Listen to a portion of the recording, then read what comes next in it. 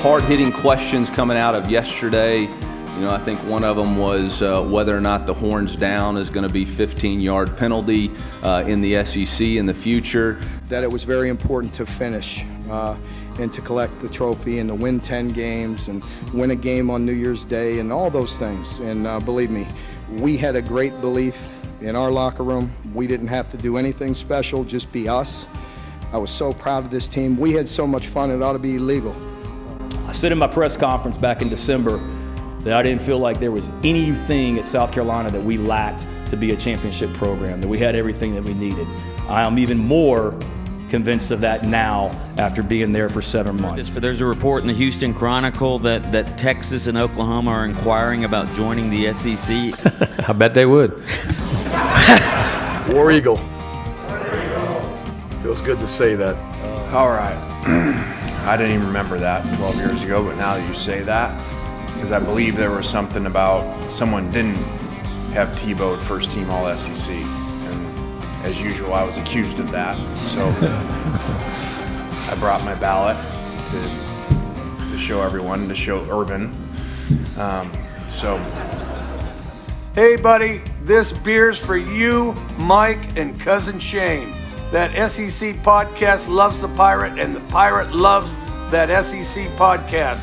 Hail State.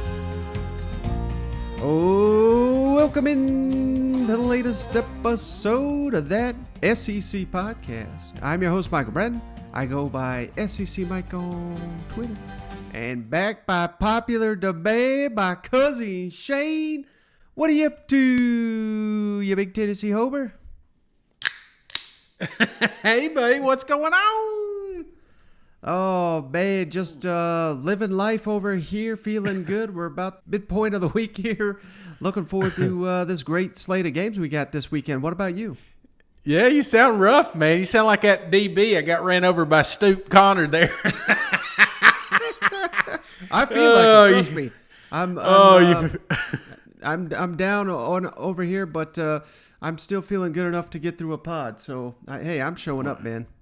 That's right, man. Well, I appreciate the effort, brother, and ready to get in some game action. Well, hey, before we get to that, of course, we got to mention the sponsors, HelloFresh.com. Head on over to HelloFresh.com/SECMike14 for up to 14 free meals, courtesy of our friends HelloFresh. And Prize Picks, the fantasy sports, that's going really well. So head on over to prizepicks.com. Use that promo code SEC to get up to $100 initial deposit match from our friends Prize Picks. But, man, Shane, on the last episode, I'm so damn fired up for this Arkansas-Texas game. And we don't have much on it on this episode, but did you see there? I shared it with you in our text thread, but I believe this was a First Baptist church here in the state of Arkansas. They've got their message board there, Shane. It's got a real nice proverb on it. But then at the end it says, "Beat Texas." And that's, I mean, it's not unique to Arkansas. I just want to give them some love for that because we all know I'm a big Razorback homer. But that's just, I mean, that sums up why we got a dang SEC podcast. You know what? Absolutely, man. And there's a lot of Texas listeners, too, and you ain't in the family yet. So until then, it's horns down, baby. Well, one other matchup we do got, Shane. Really looking forward to this one. Kentucky, Missouri. So you ready to go around the league? Let's do it. Now let's go around the league. You know, this is not a democracy. Everybody doesn't get to do what they want to do. Everybody don't get to do what they feel like doing. You got to buy in and do what you're supposed to do to, be a part of the team and do the things you need to do in practice every day. Sense of urgency, play fast, execute, do your job. Guys on the sideline sitting there pouting. I can't stand that either. Sit there and pout on a sideline. Because that's the ultimate in selfish. The last play didn't go my way, so I feel so bad. Well, nobody thinks, you're a tough person when you do that. Nobody thinks that. What they do is they point at you and laugh, and then they nudge their buddy and, hey, see that guy for this team over there on the sideline? And and they they'll use words like wimp, although they'll use other ones too that I think are even better words with regard to describing what I'm witnessing at times. We see you as a tough, hard-nosed, boring football coach. Oh, thanks a lot. Who says that? Sam, I think Arkansas was an underdog in every game last year, and I know you guys don't worry about it. I know we were, yes. Hey, some terrific stats here, Shane, before we start breaking down this matchup. But this comes courtesy of John Clay. He racked up from 2013 to 2020 the matchups here between Missouri and Kentucky. 2013, Missouri won 48-17. 2014, Missouri won 20-10. 2015, Kentucky 21-13. 2016, Kentucky won 35-21. 2017, Kentucky won 40-34. 2018, Kentucky won 15-14. 2019, Kentucky won 29-7. And then in last season, 2020, Missouri won 20-10. And the only reason I threw out all those damn numbers, Shane, I know you're not a numbers guy. In the Mark Stoops era, that equates to all those numbers: 177 points for Kentucky, 177 points for Missouri, a dead even tie. How incredible is that numbers? And it just goes to show, how close this series has been in recent seasons. Dude, you felt me drifting there for a minute, didn't you? But I figured I'd bring you back with that one. Hey, man, we know that this is a tough game. You think about a few of them out there that are this tight. I'd like a Florida LSU. It's just one of those that you could just throw out the record books. It doesn't matter. These two teams are going to play each other tough as hell. It's at the start of the season, and this is the big game. A lot of people don't realize it, but this is a big game because it's going to set the tone for the SEC East, man. Yeah, no, we've been hearing from these fans all off season, both Kentucky and Missouri. They think they belong in the upper echelon of the SEC East this season. And really, I don't really see a way that the loser of this game has any shot at winning the division or even probably finishing in the top three. Would you agree with that? No, I agree. This is a must win. I know it sounds crazy week 2, but that's where these two programs are at. I don't think the East is going to have a one-loss program. I'm that confident in the Georgia Bulldogs, but right. I think if there's anybody that's on the fringe, it's the Gators, and then it's one of these two teams. That's where we're at right now, and all you're doing is you're just waiting. It's any given Saturday, man, and if you drop a game this weekend and you run it doesn't matter because you ain't getting in, and they're not going to be in college football playoffs coming. You have to play a perfect season, and that starts in week 2 with these boys. Yeah, and I think, adding a level of intrigue to this matchup, Shane, of course, I just went over how close this thing has been, but Missouri, of course, went out and got Steve Wilks from the NFL. Kentucky went out and got Liam Cohen from the NFL. So now we've got an NFL flavor to this matchup, and Liam Cohen, I know he was not the full-time coordinator there with the Rams, but he was on staff with the Rams when they faced Steve Wilks, I believe 2 times, maybe even 3 times there in the NFL. So they certainly should have a feel for one another.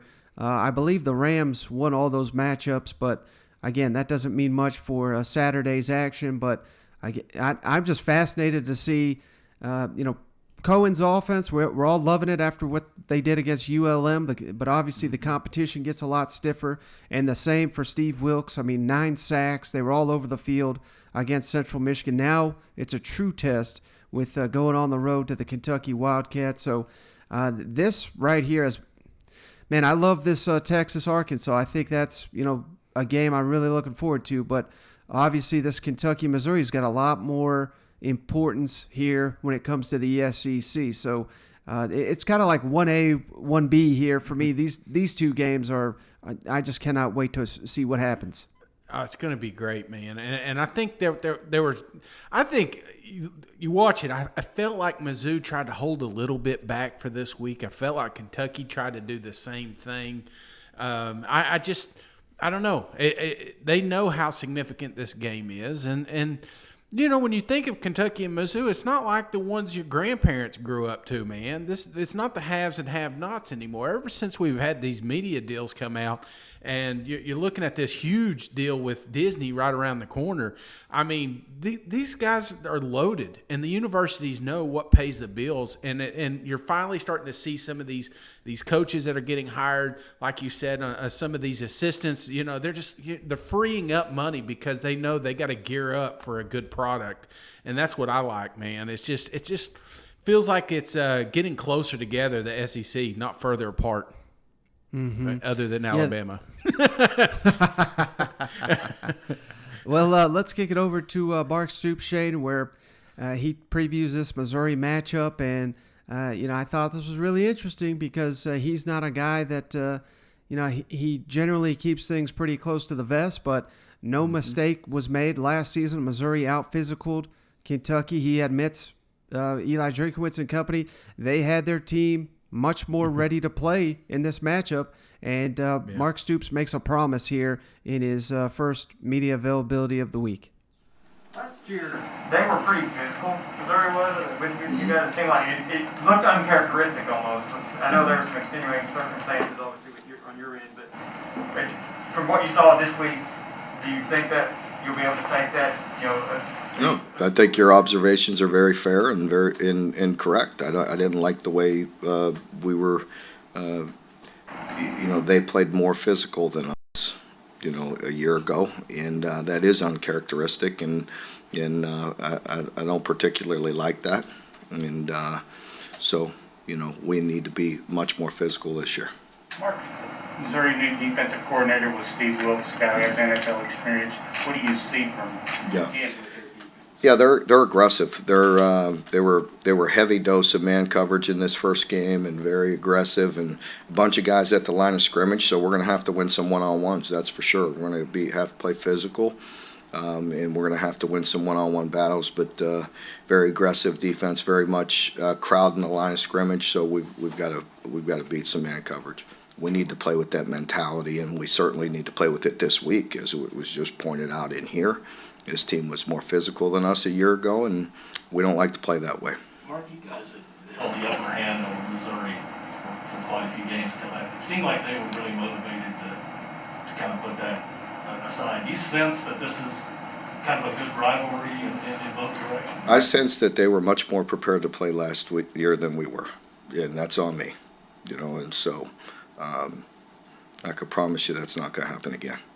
Mark, what are the challenges of defending Connor passing? Yeah, Connor is a very good player. We know very well. I have great respect for him. He came in last year and just did a remarkable job. I thought he was extremely poised. He has that ability to create space when he needs to and keeping his eyes down the field and extending plays. And, just he's one of those guys that are very good, that are, aggravating to a defense, does what he has to do, whether he has to scramble by time, move in the pocket, scramble for a first down, you name it, he'll do what he has to do, but very good player. All right, Shane, so how about it? I mean, my God, I've never seen Mark Stoops come out here and make this kind of a vow here, looking forward to not only any game, but the SEC opener. So I don't know about you, but that really opened my eyes. I mean, what's opened my eyes, Mike, is just the fan base this week. I mean, it's ever since they saw that they've got a quarterback that can throw more than 20 yards down the field. Man, the Twitter boards have been lighting up. The Kentucky fan base is hungry, and I love that, man. And then you got Mizzou sitting over there too. Don't get me wrong; they haven't been quiet either, but I think they're out to prove that they belong in the SEC East, that they prove that they can actually compete with the big boys. So you hear it with the head coach, you hear it with the fan base. I just love it. We sent out that question earlier, if you could summarize your team with a GIF, what would it be? And it blew my mind just how many Kentucky fans are on cloud nine right now, and they should be, because they finally got a balanced product. Mm-hmm. Well, let's kick it over to the other side, Shane. Let's go to Columbia, where obviously not as clean of a victory as you would have wanted against Central Michigan at home last week, just a 10-point win. But, as cliche as it is, what do all these coaches say? They make the greatest stride on the second week of the season. This will obviously be the first road game of the season for Missouri. It's expected to be a sellout crowd from what I understand there in Lexington, so they're going to have their hands full in this matchup. But I would anticipate most people are going to be picking Kentucky, probably just based on the fact that this one is at Kentucky, if nothing else, because this looks on paper to be such an even matchup.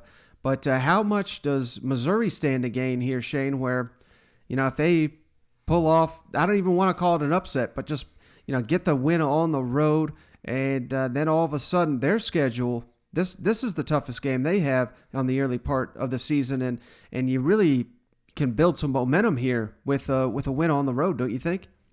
Yeah, I think this one's big. I think it's bigger for Mizzou because, like you said, the rest of their schedule here the next few weeks, they can really make a run at it, and wouldn't be surprised if they're a top 25 team here in the next week or two. Yeah, that's just where I think they're on the cusp of being. So it's one thing that you did bring up is talking about the spread and who they favor and everything like that. This one's a tough one, Mike.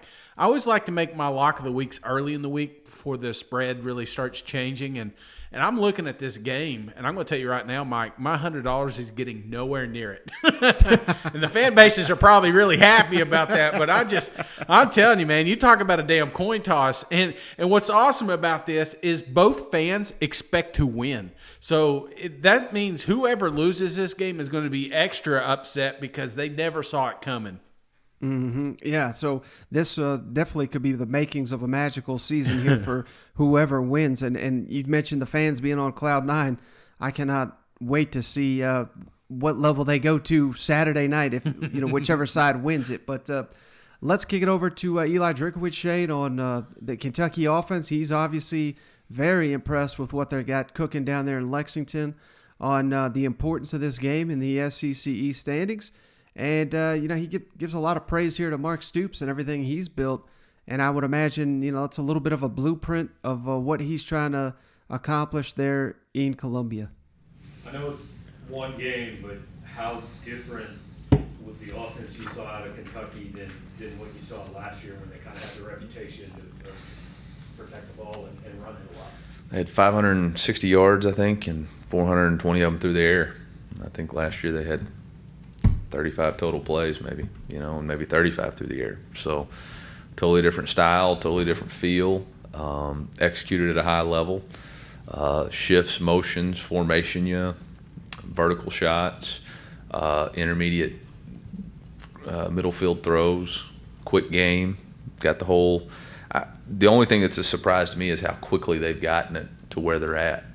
Sometimes when you come in as a new offensive coordinator, so it makes such a drastic change, it's kind of hard to get it in that quickly, but I mean they're humming on all cylinders right now, and obviously it helps when you add some great players like they've been able to add. Every game is important, obviously, but Kentucky and Missouri, who's ever won this game has always finished higher than the other one. That makes sense. Yeah, but relative to this division and where your programs are, just how big is this game? They're all big. I mean, they're all big. Obviously last year was a big game for us because we hadn't beaten them in 5 years. And I think getting that off of our chest was good. I think it's Coach Stoops been there for 10 years. 10 years. Recruited at a really high level and developed his players. So to try to make a comparison, us and them right now, I think is a little bit soon. I think we got to control who we are. We got to do what we need to do, go on the road. I don't think anybody's season ends after week 2, regardless of how it plays out. I think it's a big test for us on who we want to be and how we want to perform and what we want to do on the road, which we didn't play particularly well last year on the road. I think we had one road win. So I think for us it's more about a test to see how much we've grown and developed. I don't look at it as this is where Kentucky's program versus Missouri's program is. I think that's making it probably a little bit too big. I think it's a big test for us on the road to play in front of an SEC crowd early in the season. And we're going to find out all kinds of issues that we got to get fixed. We're going to find out how much improvement we made from week one. When you talk about Mark Stoops, though, Yeah. what do you really respect about maybe the way he goes about his business, his coaching style, things like that? Well, I think he had a plan, and he's executed his plan since he's been there, which it started with recruiting. There was an article the other day about how well he's done recruiting the state of Kentucky, which, obviously I think starts first, and then he's expanded that and recruited more of a Midwest team instead of always going down. He's identified areas that can help them. He does a great job in Florida, but he also recruits Detroit really well, Michigan really well, some of the Big Ten areas. And so he knows who he is and who he's recruiting. And then you look at his team in the way they have developed players. I mean, 5 drafted players last year. They're always fundamentally sound. They don't beat themselves. They're in a lot of football games. He's got a great record in one-score games, where that to me is when you as a coach really got to coach, right? It's one-score football games, and he does a really nice job in those. And so you can tell he's got an overall sense of how the game's going to play out in offense, defense, and special teams. I think he's made bold moves, obviously last year changing the offense and looking at what that's been. He started out spread wide open when he was there, and then after Neal left, kind of raked it back down in, controlled the clock, played great defense, kept himself in games, won 10 games, I think, a couple years ago, was playing in late November to win the East. I mean, that's pretty impressive. Second longest tenured coach in the SEC. That's hard to do, man. I mean, it's about 2 years, and we get shipped out of here. So he's done a heck of a job. All right, Shane. So, one thing, and we know Drinkwitz is such a clever guy. It seems to me that whenever one of these coaches, just goes on and on to praise the other one, maybe it's just me, but I almost feel like in the back of their mind, they know they got him. You know what I mean? Yeah. And I think we saw that. I'm not saying that's exactly how it's going to play out this year, but they got him last year. Drinkwitz did, and maybe he's got something cooked up to where he thinks he's got an edge in this matchup again. What do you think about that? Yeah, I think that's what I'm thinking is the vanilla playbook that they used last week that they got away. They almost got caught, man. They almost got caught with their pants down, but they got through there and they didn't have to show too much. They just they got to lean on the running game and pulled away with the victory. So, yeah, I can see that, man. When you hear these coaches talk like that, you think of Saban and talking about, UT Chattanooga or something, talking about how great the fan base is and blah, blah, blah. When it just feels like they got to say something like that. But I'm going to tell you right now, if you know Eli Drinkwitz, and let me get this started. Okay, it's Drinkwitz, right? I've always said Drinkowitz, but it's Drinkwitz, right? Yeah, it's a struggle for me not to say that A. I wanted to include it, but I'm going to tell you, man, if you've watched Drinkwitz, I know this personality. And there's the press conference, Eli, and I guarantee there's a total opposite. It's like Dr. Jekyll and Mr. Hyde. I guarantee when he's in the locker room, man, he's letting these boys know that Kentucky doesn't deserve to breathe the air that they're in, So that's the kind of attitude that they're going to have coming in here. They're not overlooking the Wildcats by no means, but I guarantee you Eli is letting the boys know how important and crucial this game is, and they don't deserve to have a 4-point spread by no means. All right, Shane, let's kick it on down to the other Columbia in the East, South Carolina, where, again, we've got another very interesting game here. This kind of reminds me a little bit of the Tennessee-Pitt matchup. Of course, South Carolina's on the road in this one at East Carolina. And you talk about the spread, so many Gamecocks just floored, and I think they probably should be, but they're floored that the Pirates favored at home and it's not by like a 1 or 2. I think it's up to 4 at this point. And I know these coaches like to pretend they don't see the spread or they don't react to it or anything like that.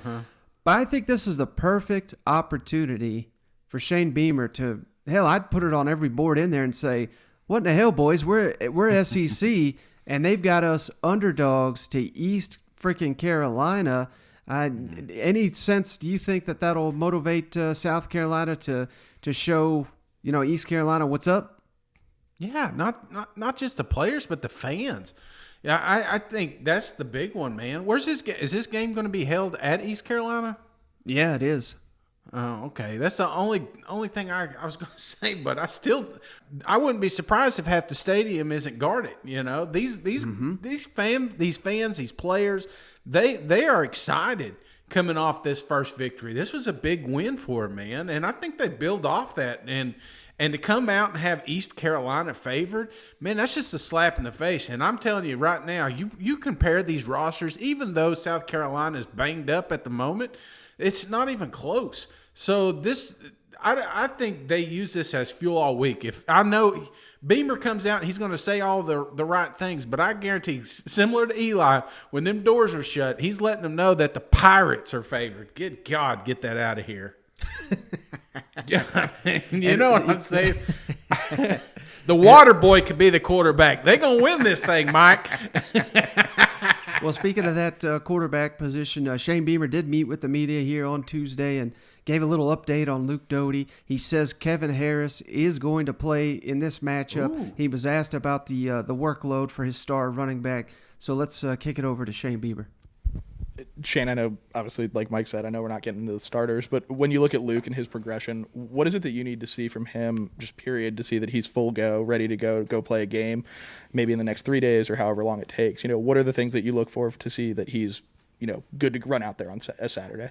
For me, it's can he run out there? I mean, Luke can throw the football, don't get me wrong, but Luke's a weapon with his feet as well. And if East Carolina, you guys are going to see on Saturday, they can fly on defense. One thing they can do is they can run.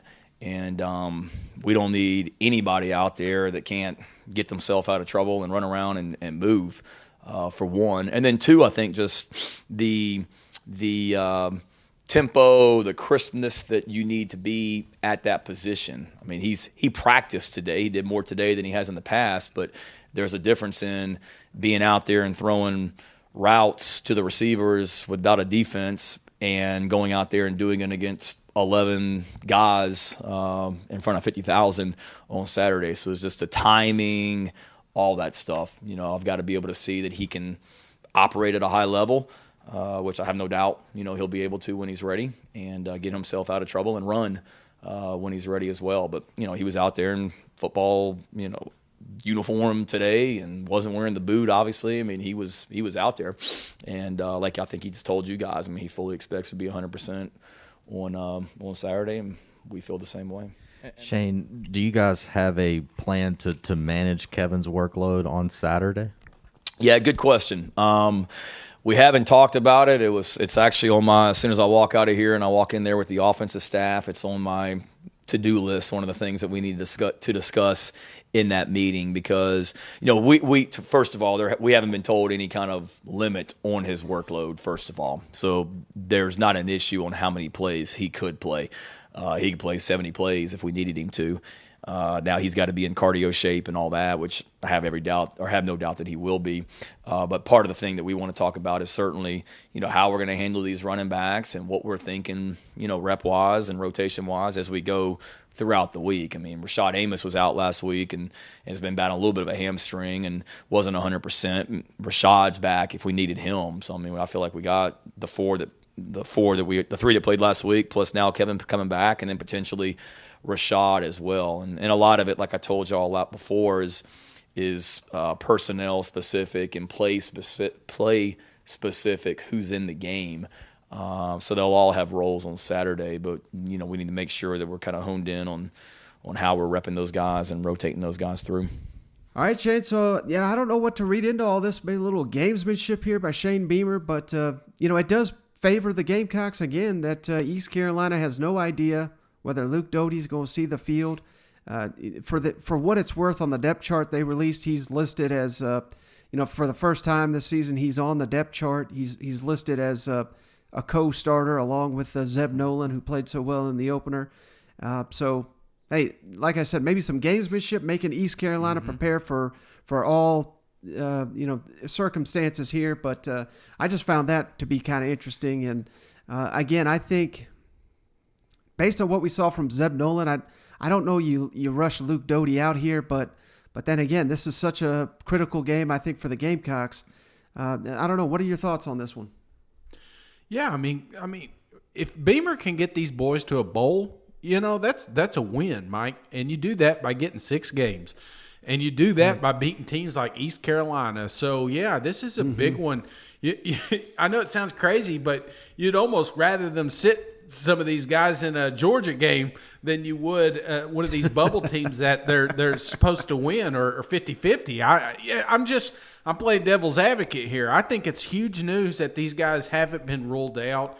So I'm not ruling them out either, Mike, because, man, roster spots are valuable. You can't just when you put somebody out there, man, you're taking away from something else. So don't be surprised if Kevin gets a heavy.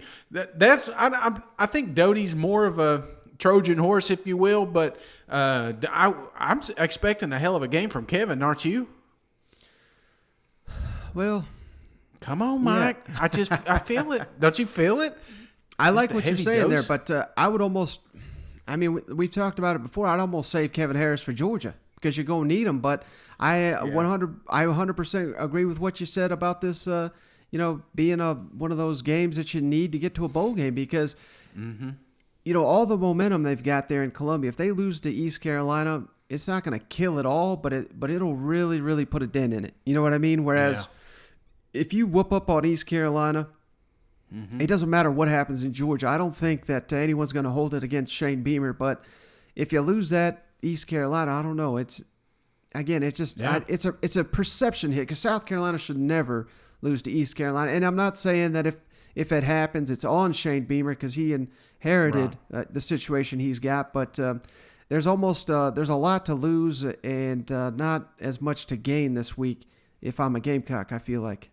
Dude, and not to mention Beamer, if he can recruit the Carolinas, you know what I'm saying? They'll be okay. So you do that by beating the teams of the Carolinas. Here you got Clemson lost one.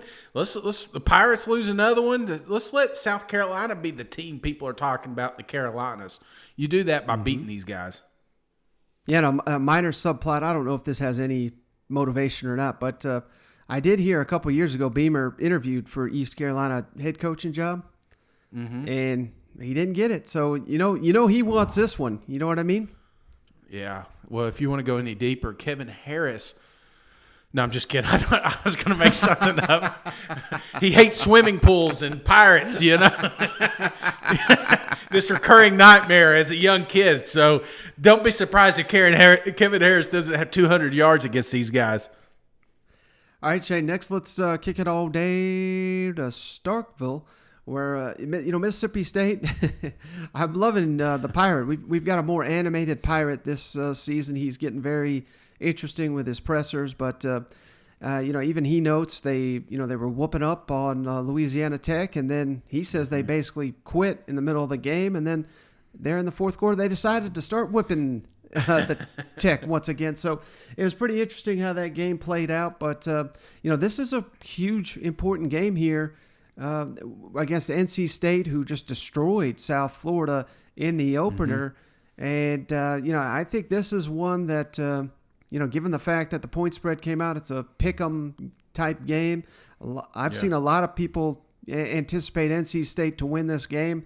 I'm not saying that I agree with that, but, this is another hugely important game this week, don't you think? Absolutely, Mike. I mean, people were talking about last week that Mississippi State got lucky there at the tail end of this thing, but it shouldn't have been that way. And you and I and the listeners know that Mississippi State should have won that game easily. And, I think the big thing is it's the Pirates' second year. And, your sophomore seasons, there's expectations when it comes to that job. And expectations at Mississippi State, at any SEC school, should to beat these ACC squads. Short of Clemson, you shouldn't have a problem. But I'm telling you, NC State's a good ball club, and Mississippi State, this is a good tune-up before they get in SEC play. Mm-hmm. And good news for the Bulldogs. Malik Heath, the receiver, he'll be back for this matchup, Mike Leach has said. And how about this stat, Shane? I had no idea, but after last weekend's comeback win versus Louisiana Tech, we all know, biggest comeback in Mississippi State history. Mm-hmm. Mike Leach also has the biggest comeback win in Texas Tech history and the biggest comeback win in Washington State history. So, pretty fascinating, and I think it's just another feather in Mike Leach's cap that he is one hell of a football coach. You know what? Man, he loves history so much. He didn't know he was making it. But that's something he talked about, these fourth quarter comebacks and facing NC State. And this was gold. Apparently he knows everybody on the staff, but he was asked about that, and I just thought this was a terrific comment. Back to kind of what you saw on film, was there anything different that Will Rogers did in that fourth quarter that he wasn't doing in the second, third quarter? Yeah, he relaxed. He quit pressing. He quit trying to force things. I mean, because he did the same thing that our whole team did. And the thing that was kind of different about this experience is our whole team, it's almost like they thought with the same brain, because it wasn't like – a lot of times there will be like one phase is doing one thing, one phase is doing the other. That wasn't the case with us. I mean, it was like literally the same. And so, it's kind of like the same offensive lineman you see getting him hit are the same ones mowing him down and giving him a long time to throw that fourth quarter, and the fourth quarter is when everybody's supposed to be tired. But, hey, they're 22 years old. When I was 22, I never got tired. So, we like to talk about it, but when I was that age, I didn't get tired, and at least relatively speaking. Some of you young folks in here, you don't know what tired is. And so I think that, the biggest thing is the motivation, and the thing with football, you have to do it together, and so then they call it execution. And that's the thing, is everybody's got to do it together simultaneously, and it was like a switch. The one of the best examples of the whole thing was we start out the game, Tulu gets a long kickoff return because a bunch of people are getting their blocks. Okay, so then after that on the kickoff returns, they're stuffing him inside the 20 because, on each play there'd be like three guys that decide, well, this one just doesn't matter as much, and maybe the other guy will make a play. And then on the last one, when we really needed it, we got a bunch of blocks. And so, it's a pretty good contrast to how it works when everybody does their job and how it works when people don't. So, Hey, Mike. NC State team coming in here that obviously played very well last week, got a ton of rushing yards. It was like 268, had near looked good under center. Just based on what you've seen from them, what problems on either side of the ball could they pose to your group, and how confident are you in your guys' chances against them, considering where you guys are at so far this season? Well, we definitely have to get better this week. They're a good team. I think on defense they run to the ball well. I think they play with a lot of enthusiasm. The other thing, they got quite a bit of experience back. So, we just got to play well. NC State's going to do whatever they do, and we just have to focus on ourselves and be the best team that we can be out there. And that's all we really have control over. They're, so if we do our job the best we can, that's gives us the best chance. So. Coach, Ruffin McNeil and Brian Mitchell, now on NC State staff, worked on U Tech. What was it like working with those guys, and what's it going to be like coaching against them on Saturday? Well, I hadn't looked at it. I knew Ruff was there. I didn't know Brian was there too. Because I know 2/3 of that staff. It'd be good to see him for like 30 seconds. That's about what you get. Everybody. One of the most popular questions, and I'm sure most of you guys have answered it or asked it. This isn't just some wistful walk down memory lane. I mean, maybe it would be if you didn't have the pressure of a football game. It'd be great. I mean, heck, take them all over Starkville. Hey, Brian Ruff, wait till you see this. I mean, have you ever had one of these? Trouble is it's kind of 30 seconds in passing. Hey, how you doing? Good to see you. How's the family? Oh, really? Your son's there now. I mean, it's kind of that stuff, so, and then you're pretty preoccupied with the problems the other team's presenting out there on the field, and you're trying to solve them. All right, Shade, so the Pirates keeping it real on this one, you know what? I love it, man. I love it. I'll tell you, though, the Pirate doesn't want comebacks. He wants blowouts. That's right. The records he's shooting for, but it is kind of funny. You could almost hear the wheels turning up there. All right, Shade, so that's actually all I got on this episode. You got anything else before we hop off the line? No, man. I know you're a little under the weather, but I appreciate you putting all this stuff together and hanging out with me, man. Week 1 is in the books, brother, and I'm telling you what, it was fantastic from start to finish. Let me ask you, because it's been a while. I mean, we broke down the games and stuff, but I want to ask you a question. Week 1, who was your biggest winner? Oh, man, that's tough. The biggest winner. Man, you got me stumped here. I'm sorry. I probably should have warmed you up.